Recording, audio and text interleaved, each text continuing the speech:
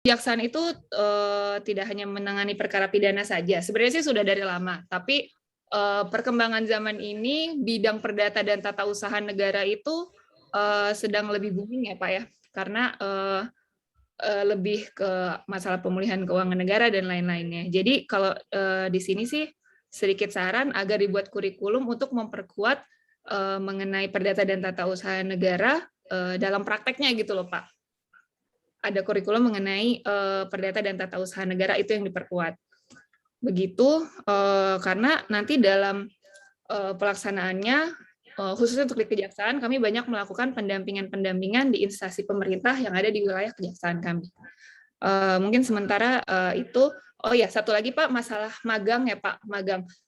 Saya sih sebenarnya termasuk yang sangat setuju. Di sini kan ada magang, kalau saya nggak salah tangkap itu sekitar 1 semester atau sekitar berapa SKS-nya, saya kurang paham. Saya sih setuju sekali Pak itu, karena untuk pengalaman pribadi dan saya juga sering lihat lah ada yang suka magang juga di kantor-kantor.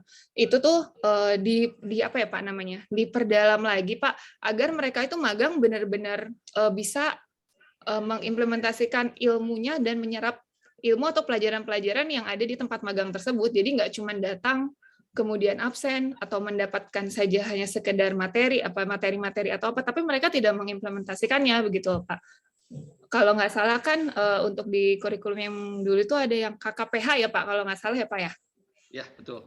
Iya, cuman saya sempat dengar-dengar lah di yang kurikulum baru yang sedang mau disusun ini, magang itu jadi jangka waktunya memang lebih panjang, dan itu mudah-mudahan benar-benar bisa magangnya tuh benar-benar magang, dia benar-benar bisa ikut kayak misalnya dia di kejaksaan, dia bisa ikut menganalisa, mau ikut tentang pendampingan seperti apa, jadi benar-benar dia mempelajari ini tuh seperti apa sih sebenarnya yang saya pelajari di kampus dan di lapangan seperti apa, begitu Pak.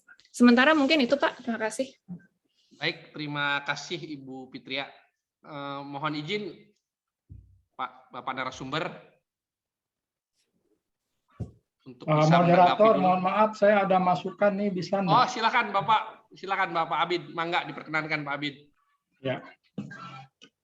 Yang pertama ini terutama untuk fakultas nampaknya ini. Jadi saya dipercaya untuk memegang mata kuliah 2. Yang pertama hukum ekonomi Islam, yang kedua hukum perdagangan Islam. Nah ini saya juga tidak paham mengapa penamaan itu, nomenklaturnya hukum ekonomi Islam gitu.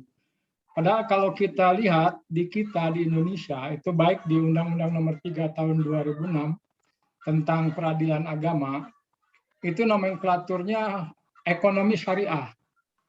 Kemudian juga lebih jelas lagi di Undang-Undang Nomor 21 2008 tentang perbankan syariah. Jadi hukum ekonomi Islam atau ekonomi Islam sebenarnya tidak ada di Indonesia, walaupun sebenarnya ini masalah definisi saja, masalah definisi. Namun kalau kita merunut kepada undang-undang, saya kira yang tepat itu hukum ekonomi syariah. Itu tentang nomenklaturnya. Jadi saya berikan masukan bagaimana apakah nanti hukum ekonomi Islam itu, karena ini Islam itu sensitif ya, mungkin ini juga filosofinya begitu, kenapa dinamai hukum ekonomi syariah. Walaupun di dunia itu banknya itu Islamic Bank, tetapi di kita bukan, bank syariah begitu. Saya kira lebih cocok itu yang pertama. Kemudian juga ada hukum perdagangan Islam. Ini kan hukum perdagangan Islam dengan hukum ekonomi Islam. Itu bagian. Jadi kenapa tidak disatukan saja, sehingga hukum ekonomi Islam itu yang tadinya mungkin 1 semester jadi 2 semester karena digabung dengan hukum ekonomi Islam. Kemudian nomenklaturnya diganti dengan hukum ekonomi syariah. Itu akan lebih pas dan dikenal begitu. Akan lebih pas dan dikenal. Itu yang pertama. Kemudian yang kedua, ini juga barangkali ke fakultas juga. Walaupun ke narasumber juga nanti barangkali bisa memberikan pencerahannya. Itu kan pada bagian hukum ekonomi syariah, itu ada pembahasan khusus mengenai perbankan syariah. di perbankan syariah itu kita berikan materi tentang produk-produk bank. Apa itu produknya? Kemudian ada transaksi perbankan syariah. Apakah itu pembiayaan, apakah itu mengenai kerjasama musyarakah, ya pembiayaan misalnya murabahah. Bagaimana itu pembiayaan? Nah itu kan secara detail saya kemarin sekarang nggak ada lagi bank macam-macam BNI Syariah dan lain sebagainya, itu di merger menjadi satu Bank Syariah Indonesia, BSI namanya. Nah itu ketika orang mau mengajukan pembiayaan itu ada proses yang lumayan panjang, ya penelitiannya dari bank, bagaimana syarat-syarat yang harus dilengkapi dan seterusnya. Apakah mungkin mereka juga misalnya diberikan kesempatan untuk magang di bank syariah? Karena itu banyak hal-hal itu. Bisa jadi mereka kan kalau rezekinya bagus mereka bisa menjadi legal di itu divisi hukum di bank syariah, sehingga mereka sudah familiar gitu. Paling tidak sudah adalah bekal dari mereka. Terima kasih terutama kepada narasumber. Mohon pencerahannya. Assalamualaikum. Waalaikumsalam. Terima kasih Pak Abid. Bapak Ibu mohon izin ke Bapak narasumber untuk menanggapi dulu. Intinya ada 3 pertanyaan pokok. Yang pertama dari Kepala Desa dan Abdesi ini. Ada kekhawatiran Kepala Desa ketika, mohon maaf ya, pihak-pihak media dalam tanda kutip ilegal terorganisir mengganggu kinerja dari pemerintah desa terkait MBKM, misalnya ada tematik membangun desa. Kemudian dari Ibu Putria tadi mengenai penambahan materi di terutama Datun ya, Perdata dan Tata Usaha Negara, juga mengenai magang, dan tadi ketiga itu dari Pak Abid mengenai nomenklatur yang sebetulnya ke fakultas, tapi mohon izin Bapak untuk menanggapi itu. Terima kasih Bapak narasumber. Baik, terima kasih Bapak Moderator. Tadi nampaknya ada kasus-kasus yang faktual ya, yang terjadi itu dari desa tadi terkait dengan media-media yang bersifat ilegal tadi, ya mungkin adanya mengancam, adanya memeras dan sebagainya, itu mungkin sudah banyak juga yang saya amati dalam pemberitaan pemerintah. Nah tentu saja kalau itu kan kita berbicara legal enforcement ya, penegakan hukum dan sebagainya. Nah tentu saja sebenarnya mengapa pendidikan atau akademisi ataupun mahasiswa ini oleh pemerintah juga diajak untuk terlibat langsung. Misalnya seperti KKN tematik, mereka harus masuk ke desa, mereka harus masuk membaur dengan masyarakat. Ya, tujuannya adalah salah satunya mencegah hal-hal seperti itu. Atau dalam arti contoh begini, kasus-kasus yang terjadi misalnya pungli atau pungutan liar, yang terjadi. Sebenarnya kalau ada pemahaman kepada masyarakat terkait dengan aspek hukumnya, mana yang dikategorikan sebagai pungli, mana yang sebagai pungutan yang resmi, tentu saja akan membuka cakrawala bagi baik perangkat desa maupun masyarakat pada umumnya. Nah, tentu saja hal tersebut akan terhindarkan. Nah, saya rasa juga mengapa jangan sampai pendidikan itu masih menjadi menara gading saja, tidak menyentuh ke masyarakat. Tentu saja salah satu alasan MBKM yang sebagaimana dimaksud dalam konteks kebijakan-kebijakan pemerintah dari hilir ke hulu, bukan dari hulu ke hilir, dari pembangunan dari hilir sekarang ke desa dengan adanya undang-undang desa, itu saja juga saya rasa terintegrasi hal tersebut. Nah, sehingga dari sisi akademisi tentu saja juga bisa memberikan pencerahan legalnya seperti apa, sehingga jangan sampai desa sebagai tempat sekarang membangun gitu, itu terhambat oleh tindakan-tindakan yang tadi, tindakan-tindakan ilegal tadi. Kemudian untuk KKN tematik tentu saja peran dari institusi pendidikan, peran dari fakultas membangun tema-tema yang sentral atau isu-isu yang sentral dengan perkembangan juga menjadi penting. Nah, sehingga dalam konteks KKN tematik itu tentu saja paling bagus adalah yang faktual. Misalnya KKN tematik terkait dengan desa tanggap COVID-19. Nah, seperti itu kan hal-hal yang sangat faktual yang terjadi. Sehingga hal-hal yang bersifat kebijakan tersebut cepat terserap ke masyarakat. Tidak sekedar kebijakan pemerintah ataupun aturan hukum yang ada itu sifatnya volatilitas, cepat menguap begitu saja, tapi bisa menyerap langsung ke masyarakat atau langsung ke grassroots. Nah, kemudian untuk Ibu Fitria Astuti dari Kejaksaan, saya rasa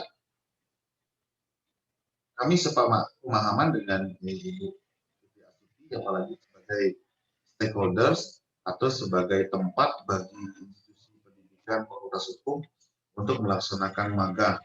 Jadi memang mungkin Bu Fitria Astuti juga dulu sebagai mahasiswa hukum, alumni, atau orang yang dari rumahnya adalah kampus, masuk ke suatu institusi yang mana di sana Bu Fitria mengimplementasikan ilmu-ilmunya, tentu saja pasti memiliki memiliki cara pandang sendiri melihat apa yang didapat di kampus dan apa yang akan dihadapi di institusi kejaksaan.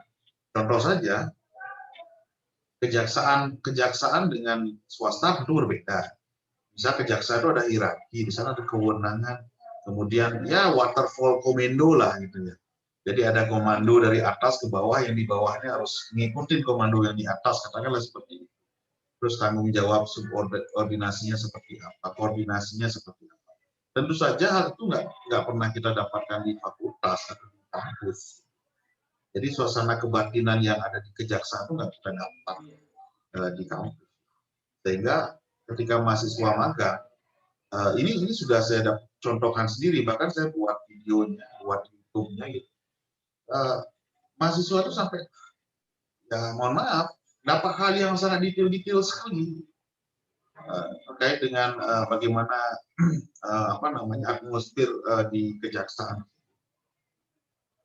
Jangankan mahasiswa, saya sebagai dosen saja, meskipun sering juga diundang sebagai ahli oleh kejaksaan, ketika masuk ke kejaksaan tersebut juga masih ada rasa canggung begitu.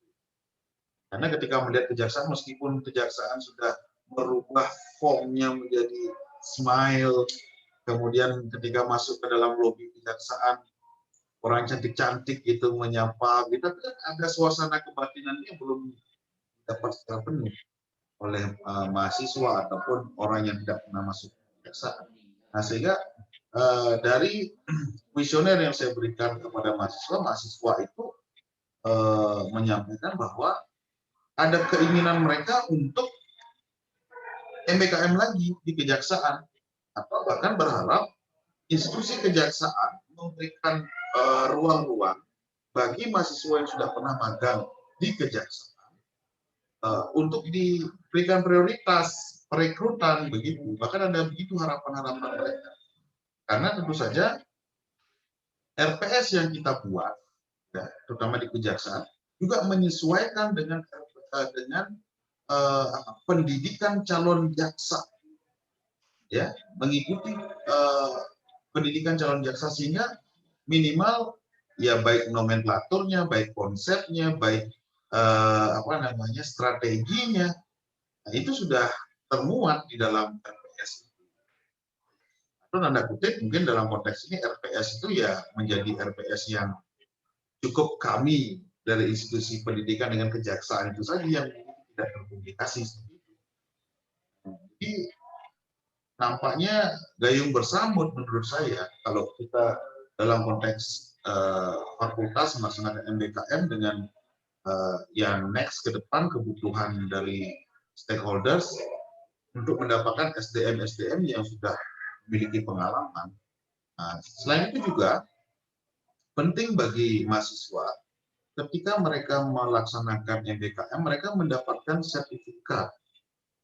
Mereka mendapatkan sertifikat yang mana di kami di Fakultas Hukum, sertifikat ini masuk ke dalam SKPI, surat pendamping kelulusan itu.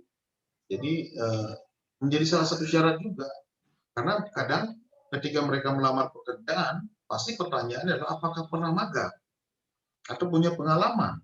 Nah, minimal dengan surat pendamping ini, kelulusan ini menjadi dasar bagi siapa saja, bagi stakeholder pengguna mempertimbangkan bahwa mahasiswa tersebut layak baik secara hard skill maupun secara soft skill.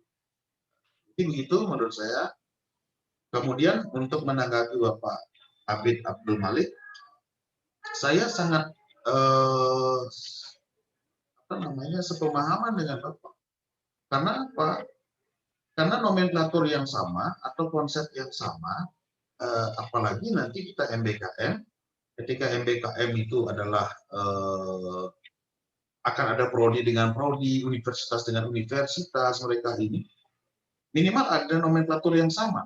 Contoh saja misal pengantar hukum Indonesia, pengantar ilmu hukum, tentu saja muatan materi yang ada di sana atau mata kuliah yang sama, minimal karakternya sama, sehingga apalagi hal-hal yang bersifat khusus seperti misalnya mata kuliah perbankan syariah atau ekonomi syariah atau yang pada umumnya digunakan atau nomenklatur yang sama.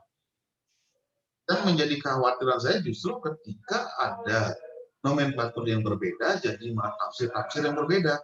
Padahal harapan kita adalah kita memiliki kesamaan dalam konsep sehingga mengkerucut atas. Mungkin hal ini yang perlu juga kita cermati bersama. Misalnya, kalau bicara MBKM, kami juga akan melangkah ke MBKM ini dilaksanakan oleh prodi S2, Magister Penotariatan, bahkan S3. Artinya, misal contoh di kenotariatan, di sana ada cyber notary. Nah, konsep cyber notary. Nah, tentu saja konsep cyber notary ini harus sama dari kampus saya dengan kampus yang lain lagi nanti. Karena harapannya adalah baik kurikulum, materi, itu ada kemiripan-kemiripan. Atau harapan kami juga adalah misalnya kampus IPA atau kampus informatika, mereka juga membuat slot seperti itu. Sebagai contoh, saya ingin tunjukkan saya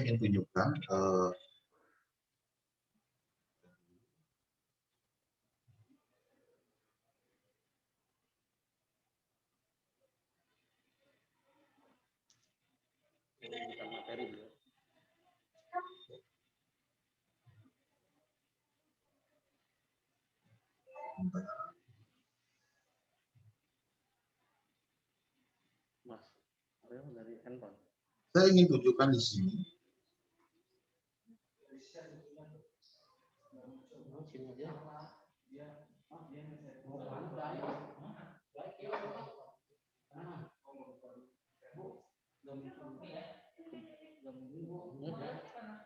Gimana jadinya? Ini share dari beliau nggak muncul. Terus gimana? Di semester 1, di sini ada mata kuliah Digital Society.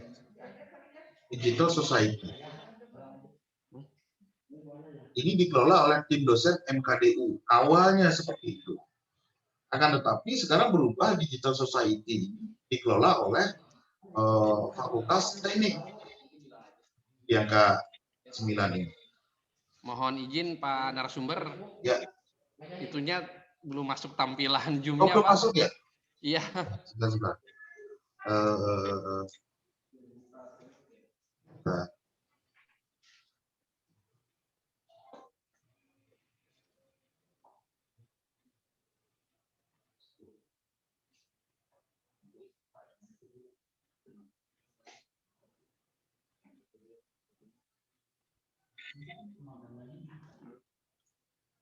Ya.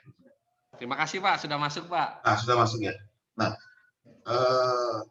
misal ini Pak, di angka 9 ini, di semester 1, kurikulum kami, di semester 1 ada digital society. Terlihat Pak ya? Terlihat Pak, jelas Pak. Nah, di sini ada digital society. Awalnya digital society ini adalah yang mengelola tim dosen MKDU. Tapi akhirnya sekarang digital society karena lebih spesifik yang menjadi pertukaran pelajar antar prodi yang dikelola oleh Fakultas Teknik. Jadi harapannya adalah ketika bicara digital society supaya ada apa namanya pemahaman yang sama antar fakultas terkait dengan persoalan digital. Next, ke depan misalnya kenotariatan, mereka akan belajar cyber notary, mau tidak mau mereka harus memahami persoalan digital society ini. Sehingga kami pasti akan meminta bantuan dari kampus-kampus sipil atau teknik, atau MIPA, atau informatika, untuk memahami ini. Karena di sana ada digital signature, yang mana kami hanya memahami konsep digital signature, tapi kami tidak memahami bagaimana membuat digital signature, aplikasi apa yang akan digunakan dalam digital signature, itu misalnya. Nah, sehingga kenapa pemahaman konsep yang sama itu menjadi penting. Sama mungkin seperti yang tadi ditanya oleh terkait dengan apa namanya dari A tadi. Mungkin dari perspektif saya, namanya perlu juga ada pemahaman yang sama untuk itu, sehingga ketika terjadi pertukaran pelajar ini memiliki pemahaman dan persepsi yang sama. Mungkin demikian dari saya. Baik, Bapak Ibu, sudah jelas nanti untuk yang fakultas kami sudah sampaikan nanti ke Ibu Wadek 1 dan Kaprodi. Barangkali masih ada masukan dari rekan-rekan atau Bapak Ibu dari stakeholder. Silakan dari Pak Syekh Ahmad dari kepolisian atau dari Pak Irlandia dari notaris.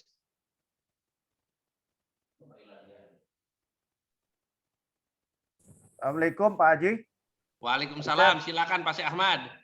Assalamualaikum warahmatullahi wabarakatuh. Waalaikumsalam warahmatullahi wabarakatuh. Selamat siang, salam sejahtera buat kita semua. Yang saya hormati rekan dewan, para dosen Fakultas Hukum, Unpad yang saya cintai, saya banggakan.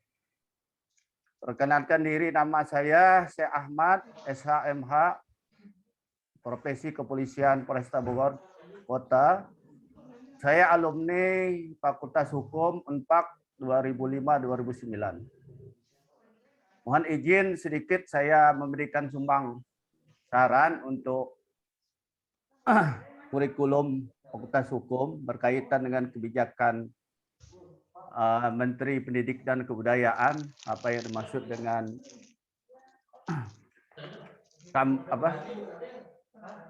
Merdeka Belajar, Kampus Merdeka.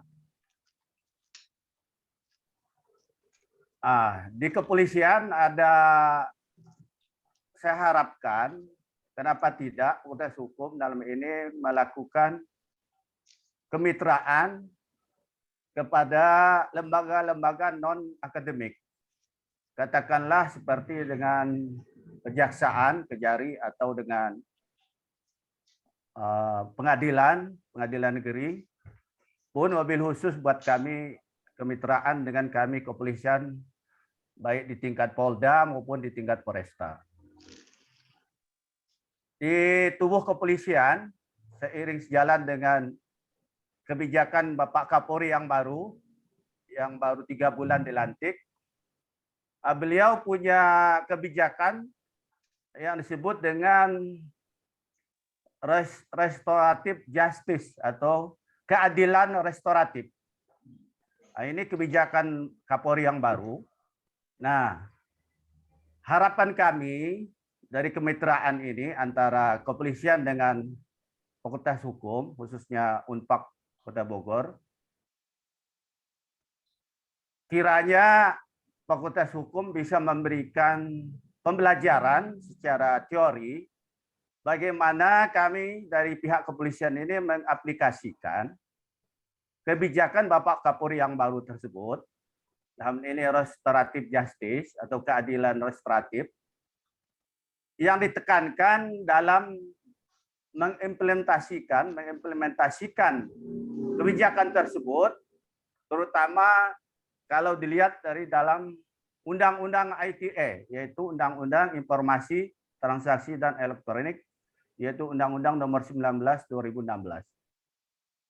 Selanjutnya bisa ditekankan juga bagaimana kami pihak kepolisian bisa mengimplementasikan kebijakan Bapak Kapolri tersebut kalau dilihat dari perspektif hukum pidana umum. Dan bisa juga kita tekankan juga bagaimana mengimplementasikan kebijakan Bapak Kapolri tersebut dalam kewenangan penyidik Polri dalam penanganan tindak pidana korupsi. Pun juga bisa kita tekankan juga dalam hal bagaimana kepolisian menyelesaikan tindak pidana umum seperti tindak pidana ekonomi dan tindak pidana cyber. Yang terakhir, bisa juga kita tekankan bagaimana pihak kepolisian bisa mengimplementasikan kebijakan baru tersebut kalau dilihat dari perspektif diskresi kepolisian dalam penanganan tindak pidana umum. Nah, jadi saya rasa kami dari pihak kepolisian sangat membutuhkan sekali kemitraan dari pihak kampus dalam ini lembaga akademik untuk memberikan pelajaran secara teori bagaimana kami bisa mengaplikasikan kebijakan Bapak Kapolri tersebut dalam hal ini yaitu restoratif justice atau keadilan restoratif. Nah, di kepolisian sendiri, baik dari tingkat Mabes Polri sampai ke Polsek, sudah ada bagian-bagian hukumnya. Kalau di Mabes disebut direktorat, kalau di tingkat Polda ada disebut dengan Kabid Hukum, ya kepala bidang hukum. Kalau di Polresta, seperti Polresta Bogor ini, ada yang disebut dengan Kabak Hukum, yaitu kepala bagian hukum. Bahkan di Polsek sendiri ada yang disebut dengan Kasih Hukum.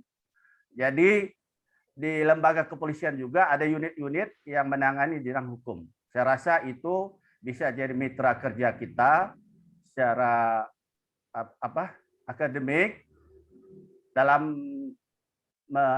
menyikapi kebijakan daripada Menteri Pendidikan dalam ini kampus Merdeka Belajar, Kampus Merdeka.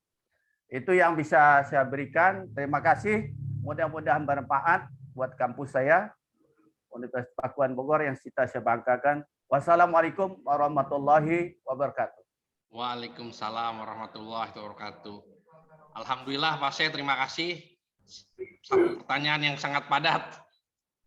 Mohon izin Pak narasumber, Dr. Made, untuk bisa memberikan pencerahan yang satu pertanyaan yang padat ini saling berhubungan, Pak Made. Terima kasih Pak Moderator maupun Pak Sekmat dari kepolisian. Tentu saja sebenarnya hal ini yang kita harapkan. Dalam arti apa? Misal dari kebijakan Polri mengatakan restoratif justice. Mau tidak mau kita harus akui bahwa restoratif justice akademik, ya, lahir dari akademisi, memaknai teori itu meskipun teori itu juga atas perkembangan praktek yang dimana mungkin dirasakan adil atau kurang adil atau mencari keadilan hanya didasarkan pada formalistik ya, belaka berasal saja atau bagaimana juknis yang ada di kepolisian tapi dirasa kurang menemukan rasa keadilan. Nah, sehingga mungkin dari kepolisian Republik Indonesia merasa membutuhkan ada perubahan-perubahan. Kalau saya menyitir juga dari pandangan dari Thomas Kuhn dalam perspektif paradigma gitu, the structure of scientific revolution, artinya dalam konteks saintifik pun melakukan revolusi, dalam konteks praktek pun terjadi revolusi, artinya ada siklus seperti ini, dari teori menjadi praktek, praktek menjadi teori, terus berubah-ubah, berputar-putar seperti ini. Dan tentu saja ini menjadi PR yang besar bagi Fakultas Hukum Pakuan dalam hal ini. Artinya mau tidak mau ini bagian dari kalau kami kadang diajak di pemerintahan di bagian litbang, di Balitbang misalnya di Kabupaten Badung gitu misalnya. Pengambilan kebijakan tidak hanya dari perspektif politik saja, tapi harus kebijakan based on research. Jadi policy itu tidak melulu based on politik, tetapi juga policy based on research, sehingga kadar untuk mencapai suksesnya itu lebih besar karena berdasarkan metodologi yang tepat, tidak hanya berdasarkan politik saja. Ya. Jadi policy based on research. Saya yakin juga Kapolri membuat surat edaran seperti itu pasti mengambil kebijakan based on research. Artinya dari yang sudah ada di riset, dilihat, ternyata kok dirasa belum memberikan keadilan sehingga dibutuhkanlah restoratif justice yang tujuannya cepat melakukan pemulihan. Jangan sampai hal-hal yang kecil, kejahatan-kejahatan kecil, tapi berstigmanya memberikan multiplier efek dampak yang lebih buruk lagi. Ya, bagaimana mengimplementasikan teori yang on book menjadi applied. Jadi saya rasa ini suatu hal yang yang revolusioner juga menyikapi persoalan-persoalan yang ada. Nah, inilah PR bersama kita sebagai lembaga institusi pendidikan baik di Udayana ataupun di Pakuan, karena di Bali pun kami juga melihat perspektif yang revolusioner sekali fenomena yang di masyarakat. Misal pungli, pungutan liar. Ketika desa adat misalnya, desa adat itu secara konstitusional dia diberikan hak umum, tetapi ketika masyarakat hukum adat itu melakukan pungutan, kalau kita bicara konsep pungutan, misalnya di pasal di konstitusi ataupun di undang-undang, pungutan itu bersifat memaksa, apalagi ada tarif, tentu saja harus diatur oleh undang-undang. Nah, bagaimana ketika desa adat mengaturnya misalnya? Karena ini masuk kategori pungli atau pungutan liar, dasar hukum undang-undang lain juga jadi perdebatan. Dan disinilah kadang akademisi dibutuhkan untuk memberikan jalan tengah. Ya saya rasa gayung bersambut dari kebutuhan dalam praktek, dan ini juga menjadi PR besar, apalagi dalam misalnya ada mahasiswa magang nanti ke Polsek, ke Polres, ke Polda. Jadi antara polisi, kepolisian pastinya memiliki lembaga litbang ataupun pengkajian. Nah ini bisa berkolaborasi dengan akademisi-akademisi. Nah sehingga akan dibuat RPS yang sama. Dan output dari RPS itu tentu saja ada Jukla, Juknis. Nah, sehingga mekanisme restoratif justice itu bisa dibuat RPS seperti apa yang diharapkan. Nah, mahasiswa di sini membantu melakukan research. Jadi ketika mahasiswa magang, misalnya kepolisian, bicara magang, kan tidak melulu magang itu dalam konteks pelaksanaan tugas kepolisian itu mereka di lalu lintas saja atau narkoba saja. Tapi di kepolisian juga kan ada lembaga litbangnya. Nah, di sana di lembaga litbang juga ada research. Nah, jadi sangat memungkinkan sekali mahasiswa itu melakukan risetnya di kepolisian, bukan di kampus saja. Jadi saya rasa gayung bersambut hal ini, dan ini juga menjadi, kalau kita katakanlah kebijakan pemerintah, namanya pemerintah juga melakukan riset kenapa harus membuat MBKM ini. Karena jika terus kita menggunakan pola-pola seperti sama, akhirnya ya untuk mencapai student-centered learning atau dalam konteks problem-based learning, PBL gitu kalau kami di sini, problem-based learning tidak pernah tercapai, sehingga ketika mereka langsung terjun ke masyarakat, tentu mereka akan menemukan problem-based learning, termasuk ketika mereka monoton hanya belajar hukum saja, tidak belajar di rumah sakit, mereka tidak akan bisa memformulasi hukum kesehatan. Kapan maladministrasi, apakah maladministrasi bersifat administratif, perdata, atau bersifat pidana, tentu saja mereka tidak akan bisa membedakan. Nah, sehingga ketika mereka sudah masuk praktek, tentu saja pengembangan kesana keilmuan dari praktek menjadi teori, dari teori menjadi praktek, ini gayung bersambut, akan siklusnya akan terus berkembang. Jadi ya perubahan-perubahan yang revolusioner, yang adaptif, sesuai dengan perkembangan zaman pasti akan terus terbangun. Jadi mungkin begitu pandangan kami, mudah-mudahan Pak puas akan ini penyampaian saya. Jadi itu terima kasih Pak. Terima kasih Pak narasumber. Baik Bapak Ibu,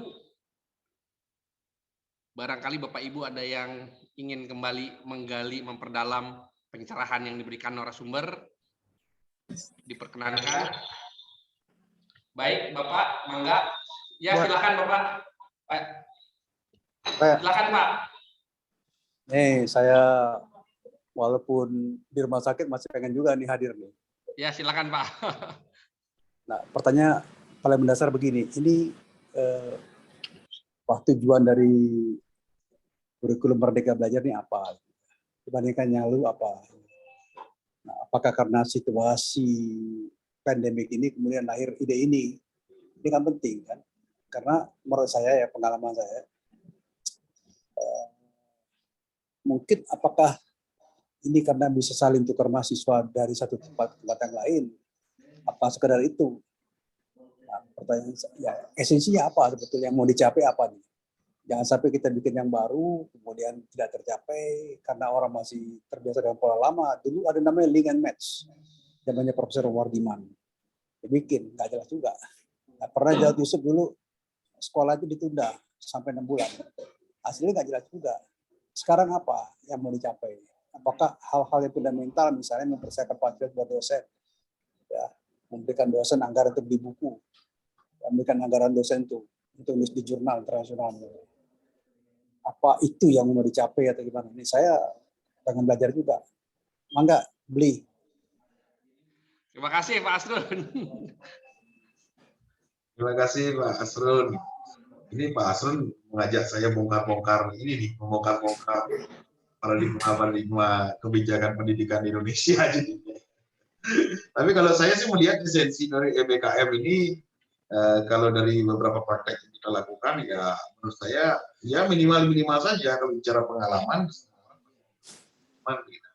Tapi kalau berbicara hal yang lebih fundamental tadi, jauh lagi yaitu kapasitas saya lah untuk. Tapi prinsipnya dengan MBKM ini kita jadi berpikir lebih komprehensif. Nah, seperti yang saya katakan tadi, kita orang hukum, kita nggak akan pernah tahu yang namanya ilmu kedokteran kalau kita tidak masuk ke ranah kedokteran, atau dalam konteks ilmu hukum, ketika kita berbicara digital, kita nggak akan pernah bisa tahu cyber notary ketika kita tidak berhadapan dengan digitalisasi, akan berhadapan dengan orang yang paham informatika dan sebagainya. Dan bicara cyber notary, orang digital nggak akan pernah tahu apa itu pembuktian, apa itu verligent ketika peresmian akta notaris, mereka juga nggak akan pernah tahu. Ada esensinya, syarat-syaratnya apa juga nggak akan pernah tahu. Nah, sehingga ketika terjadi perkawinan antara ilmu-ilmu ini, harapannya lebih komprehensif dan lebih holistik. Nah, mungkin dalam kasanah idealnya seperti itu, tapi persoalan ada kebijakan di balik itu, rasa bukan ya lah untuk kecuali diminta pendidikan gitu. Tapi prinsipnya adalah MBKM itu akan lebih memperkaya pengalaman mahasiswa, itu yang paling terpenting sebenarnya. Dan kemudian kebutuhan industri yang mana contoh saja begini, mahasiswa Fakultas Hukum ketika dia lulus dari Fakultas Hukum dan mereka harus masuk ke perbankan, kadang mereka harus melepas jubah Fakultas Hukumnya dan mereka harus di-training oleh perbankan tersebut, misal BCA. Bahkan mereka akan di-training bisa selama 6 bulan. Artinya apa? Artinya bagaimana fakultas ini harus betul-betul dapat menyesuaikan kebutuhan pasar. Yang mana kalau kita bicara kurikulum, kadang kurikulum kita pun kadang berubahnya lama sekali. Atau dosen mengumpulkan RPS pun lama sekali, atau dosen mengumpulkan blog book pun lama sekali. Artinya update-update di sana pun menjadi lama. Atau bahkan sekarang yang dibutuhkan update sehingga jurnal-jurnalnya yang lebih update ketimbang buku. Seperti itu. Bahkan contoh saja dalam skripsi misalnya, bicara efektivitas hukum. Mahasiswa kadang melakukan kajian menggunakan buku Sugiono Sukamto misalnya, efektivitas hukum. Kadang buku itu sudah terbitan tahun 82 atau 83. Atau kadang mahasiswa tidak memahami sepenuhnya apa isi buku. Atau kadang mahasiswa hanya melihat skripsi temannya, kemudian dia mengetik footnote-nya begitu saja. Seolah-olah dia sudah membaca buku. Nah, kita sebagai dosen juga kadang sudah tahu tapi memahami saja. Nah, atau ketika mahasiswa kita kasih pertanyaan yang simpel, apa sampul buku itu? Mereka bingung. Dan dari sana kita sudah tahu bahwa mereka hanya sekedar menjiplak saja dari skripsi-skripsi yang ada. Jadi riset yang sesungguhnya itu tidak mereka alami. Secara formalistik mereka sudah melalui riset itu karena mereka sudah mendapatkan SK pembimbing, mereka sudah melalui mekanisme skripsi. Nah, harapannya adalah MBKM ini mengajak kita bersama untuk memahami hal-hal itu lebih fundamental dan kemudian hal-hal itu lebih dekat dengan pangsa pasar atau kebutuhan dari pasar terhadap pendidikan. Saya rasa mungkin itulah sedikit pemahaman saya. Kalau kita bongkar-bongkar lebih jauh lagi mungkin ada perspektif yang berbeda untuk demikian Pak Andi Asrun, mohon maaf jika ada yang kurang. Terima kasih Pak Andri Asun. Semoga lekas sehat Pak Adi. Baik, ada request ke... Absennya mana absennya? Absennya. Ya Pak. Daftar hadir mana? Daftar hadir. Daftar hadir nanti Pak oleh admin lagi dipersiapkan Pak. Tadi saya lupa. Iya nanti Pak betul Pak lagi dipersiapkan oleh admin Pak. Baik Bapak Ibu mohon izin ini ada dari stakeholder. Silakan Bang Irlan ingin menambahkan sebelum ada aktivitas lain. Silakan Bang Irlan. Assalamualaikum warahmatullahi wabarakatuh. Waalaikumsalam warahmatullahi wabarakatuh. Salam sejahtera. Semoga kita semua selalu sehat dan semoga kita semua selalu dalam lindungannya. Amin. Terima kasih moderator sudah memberikan waktu sedikit untuk saya. Saya hanya ingin ikut menambahkan terkait Merdeka Belajar Kampus Merdeka. Di sini yang ingin saya tambahkan adalah tentang disiplin dan tanggung jawab. Disiplin dan tanggung jawab dari mahasiswa khususnya. Karena ini terkait mahasiswa yang praktek atau mahasiswa yang magang di satu instansi. Instansi, perusahaan, badan, atau apapun juga. Saya tekankan lagi tentang disiplin dan tanggung jawab mahasiswa. Terlebih, praktik ini akan memakan waktu yang tidak sebentar, 2 semester atau 3 semester, sampai dengan jumlah SKS yang besar pula, 20-30 SKS. Nah, yang ingin saya tekankan di sini tentang disiplin dan tanggung jawab mahasiswa. Saya tidak mengatakan masalah mahasiswa yang memang punya niat bagus untuk mendapatkan ilmu dari tempat mereka magang atau praktek. Nah, perlu dipertimbangkan juga. Ada oknum-oknum mahasiswa, ambillah saya. Pada saat saya dulu jadi mahasiswa, saya KKL di luar. KKL itu sampai dengan berapa jam? Berapa jam Pak Moderator? 70 sekian ya? 72 Bang. 72 jam. Saya aja sampai lupa tuh. Saya betul KKL nggak di dulu nih. Itu yang saya khawatirkan. Pada saat jujur adik-adik saya dari Fakultas Hukum Universitas Pakuan ini banyak yang ikut magang di tempat saya. Pada saat mereka magang, ada dua yang saya tanyakan kepada adik-adik saya tersebut. Kalian ini mau cari ilmu atau mau cari absen di tempat magang ini? Kalau kalian cari ilmu, saya ingin kalian luangkan waktu kalian minimal 4 jam 1 hari. Minimal. Tapi kalau kalian cari ilmu, silakan cari tempat lain. Artinya apa? Tadi saya sempat mendengar juga ulasan dari dosen saya, Pak Wayan. Jangan sampai mahasiswa hukum itu pada saat lulus nanti mempermalukan kampusnya. Karena pada saat dia magang di satu tempat, yang dia dapat hanya absen, bukan keilmuan. Nah, yang saya pertanyakan di sini, disiplin dan tanggung jawab sejauh apa seorang mahasiswa akan dia berikan kepada kampusnya setelah dia pulang dari tempat magang atau tempat praktik. 1.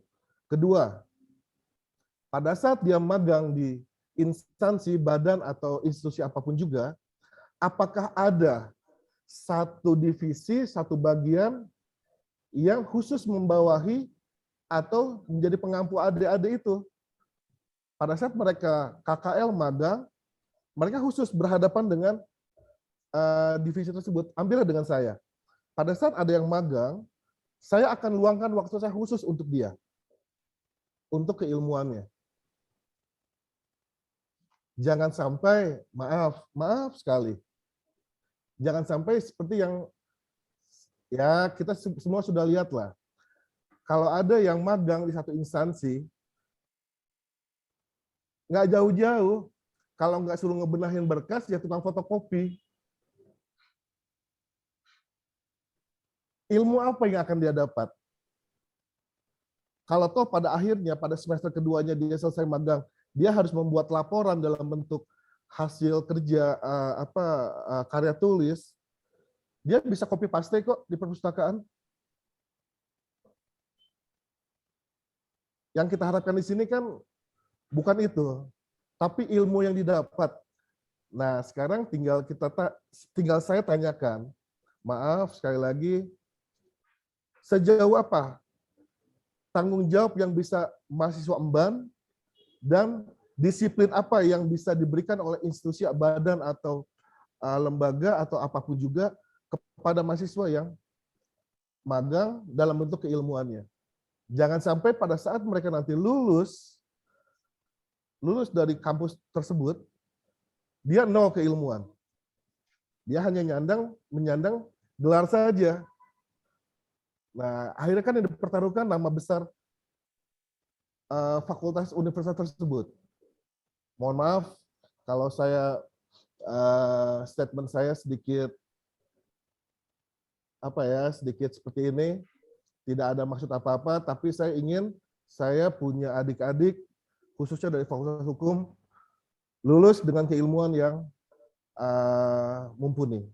Terima kasih. Salam hormat untuk Bapak, Ibu, dosen-dosen yang telah mengajar saya.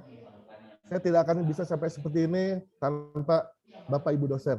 Terima kasih ilmunya. Terima kasih, Bang Irlan. Sama-sama. Baik, pertanyaan dan masukan yang sangat luar biasa. Mohon izin Pak narasumber untuk menanggapi atas pertanyaan yang luar biasa ini. Terima kasih kembali juga kita berbagi pengalaman untuk hal ini, sharing.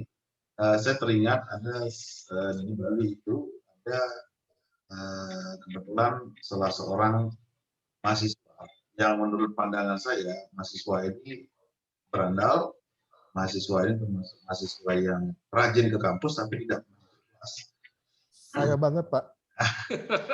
Tapi akhirnya setelah dia lulus, kemudian dia bertemu dengan katakanlah guru dalam prakteknya, akhirnya sekarang menjadi lawyer yang cukup mumpuni dan cukup handal. Dan pernah berkali-kali mengundang saya sebagai memberikan pendapat di pengadilan, dan bahkan dia sempat berceloteh dengan saya, sempat ngobrol sambil ngopi. Katakan begini, kenapa ya dulu saya tidak serius kuliah? Kenapa ya dulu saya tidak serius ini? Loh kenapa? Kamu kan sudah jadi lawyer. Jadi dia mendapatkan pengetahuan itu justru ketika dia sudah lulus, dan setelah dia lulus dia baru memahami betapa pentingnya buku itu. Betapa pentingnya buku itu. Nah, mungkin kita akan berhadapan dengan 1:1000 untuk menemukan alumni yang seperti itu. Atau kebetulan dia bertemu dengan guru prakteknya, katakanlah tempat dia magang, tempat dia bekerja. Mungkin 1:1000.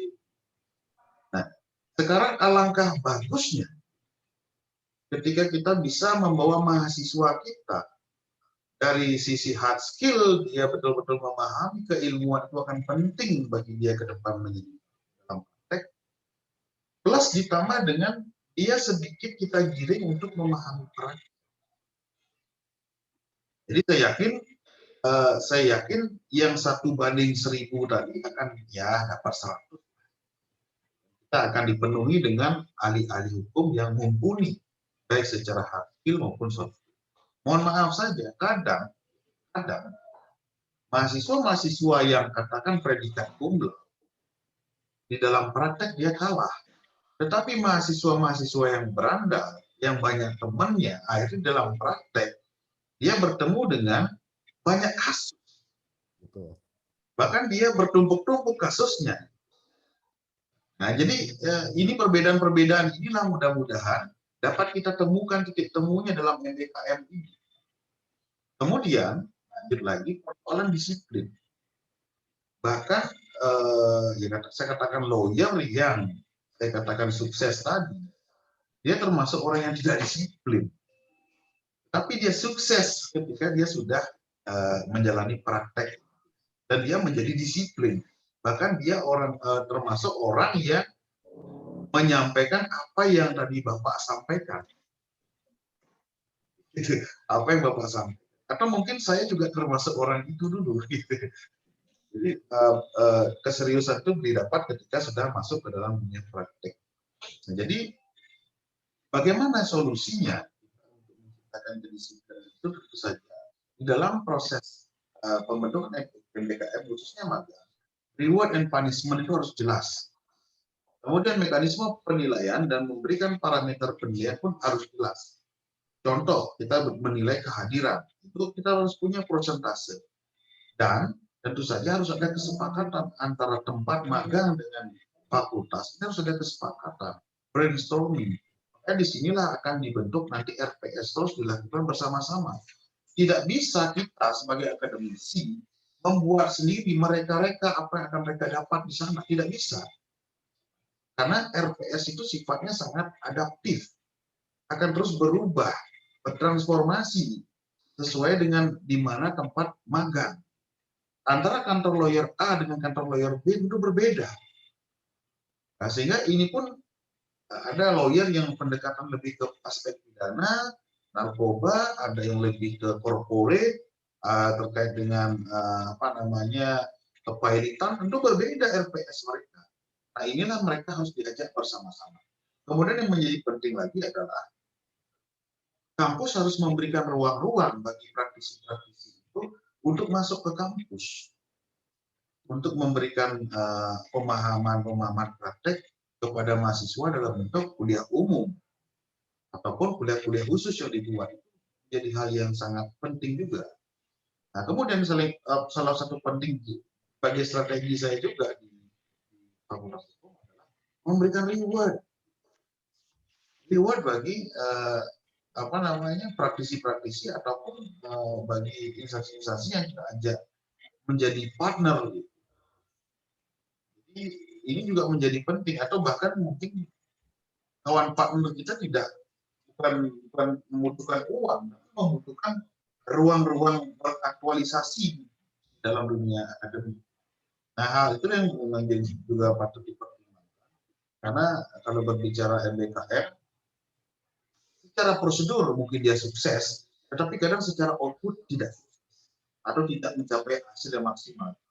Atau mungkin secara prosedur MBKM tidak berlangsung, tapi outputnya justru sukses. Artinya apa? Untuk mencapai semua kesuksesan ini, peran elaborasi, kolaborasi menjadi hal yang keutamaan di sini. Jadi tidak bisa menyekat, oh ini akademisi lebih ini, praktisi lebih sedikit, tidak bisa seperti itu, tapi kolaborasi, brainstorming.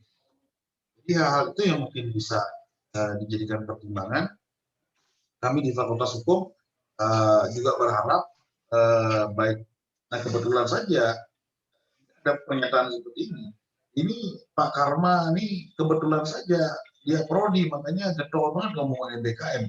Mungkin ada yang perspektif seperti itu, tapi ternyata kalau setelah didalami, ketika kita membaca sedikit hanya paham, penting juga ternyata, sangat penting juga. Karena ketika melihat di dalam praktek, ya fenomena 1:1000 itu ada, itu nyata. Nah, mungkin demikian sharing dari saya melihat fenomena yang terkait dengan MBKM ini. Baik, Terima kasih. Pak Haji masih Ya. berkenan waktu. Mohon izin Bapak narasumber, Bapak dan Ibu dan semua rekan-rekan, diskusinya semakin hangat, namun kita juga dibatasi oleh waktu. Masih ada sudah waktu. jam 14 lebih ini. Ada 5 menit. narasumber ketiga kita, nanti Bapak dan Ibu bisa berdiskusi selanjutnya dengan narasumber kita yang ketiga. 3 menit. Kembali lagi diucapkan banyak terima kasih kepada narasumber kita yang kedua ini yang luar biasa. Mohon izin juga Bapak dan Ibu belum berkesempatan langsung berdiskusi dengan narasumber kita yang luar biasa ini. Sebelum ya, mohon izin. Silakan Mbak, Ibu Dekan. Saya boleh minta Baik, waktu Dekan. untuk mengucapkan Boleh. terima kasih kepada Pak Made. Oh, gitu. Mangga Terima Ibu Dekan kasih. diperkenankan, Pak Made dari Ibu Dekan, mangga. Bapak, Silakan, Ibu. selamat sore Bapak. Saya Yenti Garnasih atas nama seluruh panitia dan seluruh keluarga besar Fakultas Hukum Universitas Pakuan Bogor mengucapkan terima kasih atas kesempatan waktu Bapak yang begitu banyak tersita untuk memberikan pencerahan kepada kami semua. Terima kasih sekali. Salam saya untuk Pak Dekan dan juga untuk Prof. Rai. 2 bulan kalau tahun-tahun lalu saya sering ikut nguji di Udayana S3, tapi karena COVID kemarin kita daring semua. Terima kasih Pak Made. Insya Allah nanti kita bisa ketemu secara luring. Saya juga pernah tinggal di Denpasar 3 tahun. Terima kasih atas segalanya. Mohon maaf juga kalau ada kekurangan-kekurangan dari kami. Demikian Pak Made, Dr. Made. Terima kasih. Terima kasih Pak Made, Sukma. Makasih Bapak. Baik Bapak Ibu, dengan tidak mengurangi rasa hormat, Pak Made juga kami sangat berterima kasih atas segala pencerahan dan materinya. Mudah-mudahan nanti menjadi ladang ibadah bagi kita semua. Pencerahannya terima kasih. Mohon izin Bapak Ibu, bagi Bapak Ibu yang belum bisa berdiskusi nanti, kebetulan ada sesi ketiga, kita dengan narasumber ketiga. Pak Made, kami juga banyak kembali mengucapkan terima kasih. Mohon maaf atas segala kekurangan yang dalam pelaksanaan ini, Pak Made. Baik, Bapak Ibu, kita akan memasuki sesi ketiga ini dengan narasumber ketiga. Izin Mas